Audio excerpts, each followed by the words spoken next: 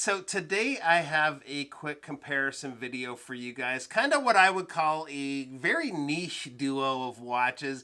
Not the most popular from their brand, which is Smith's, by the way, but really cool watches.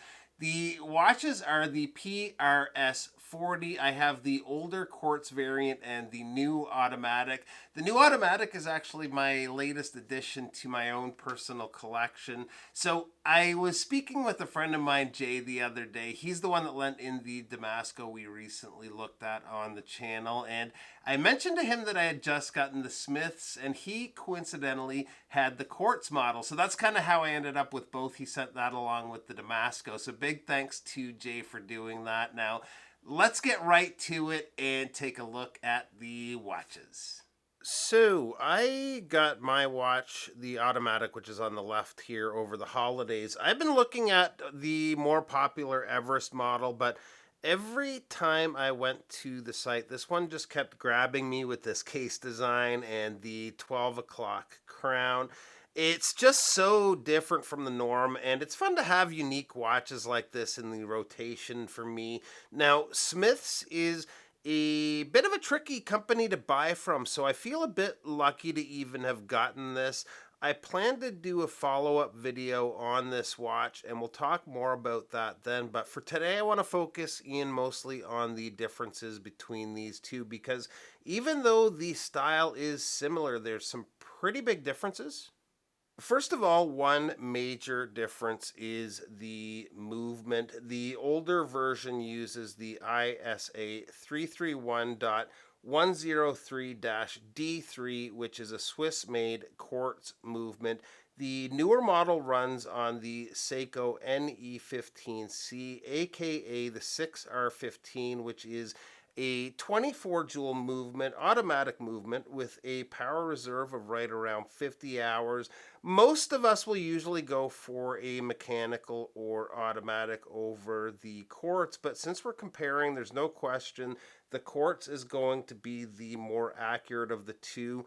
The movement difference also affects some of the dimensions, particularly one, by a fair amount, and I'll go through the dimensions here in a minute, but one other difference actually that affects the dimensions, particularly the thickness, is the new version has an anti-magnetic movement cover underneath the case back. So it's great that we get those anti-magnetic properties, but you pay a bit of a price with the thickness of the watch.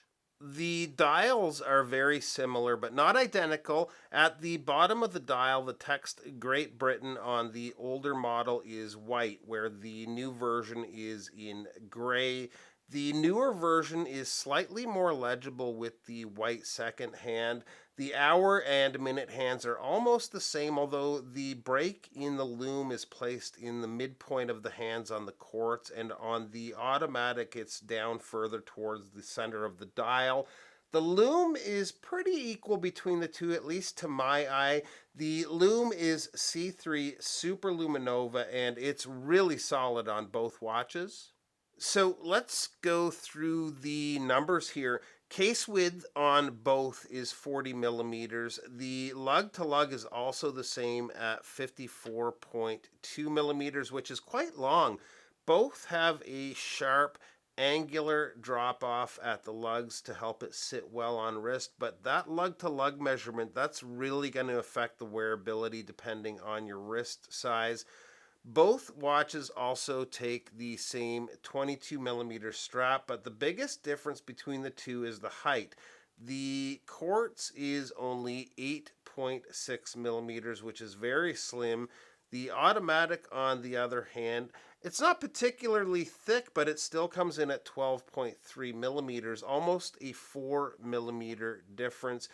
I don't mind the thicker watch, but the Quartz definitely wears a little bit better. So I popped the watches off of the straps to give you a look at the case backs, and also the fact that the cases are one piece, no spring bars, so we're not going to have a spring bar failure with these watches. The watch was designed by a gentleman named Giovanni Moro, and the Quartz has his name engraved where the automatic doesn't. I'll probably get into more in the video I do on my watch, the full video, but he's also behind the designs of Unimatic watches, which is another brand I'd really love to try someday. Now, quick look on wrist, and we're going to start with the automatic here first. And I find you really see the height difference more at this angle than this kind of an angle when you're looking down at the watch. There's a lot more steel between the strap and where the case starts to turn down at this edge here.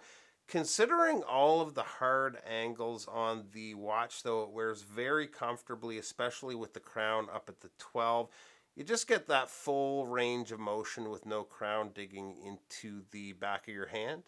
The Quartz, you can see, has a lot less steel here in this area, and it definitely wears a little nicer. I'll actually just show you side by side here the difference. You can see it's quite a difference. Not sure the weight difference, but it is a fair amount lighter to the Quartz model, that is. I noticed on the Time Factor site, they plan to add a chronograph to the lineup. That could be really cool. You don't see a lot of bullhead chronographs, and this case design would work great for one. So that is it, guys. This wasn't meant to be a which is better video. Both are really neat watches in their own way. Again, super niche comparison, but I thought it'd be fun to get these side by side. Keep an eye out for the full review of my automatic version here soon. There's some really interesting things happening with the watch I'm going to save for that video. Huge thanks again to Jay for lending this and his Damasco into the channel. Really appreciate it. Thanks for taking a few minutes today, and we'll see you real soon. Bye-bye.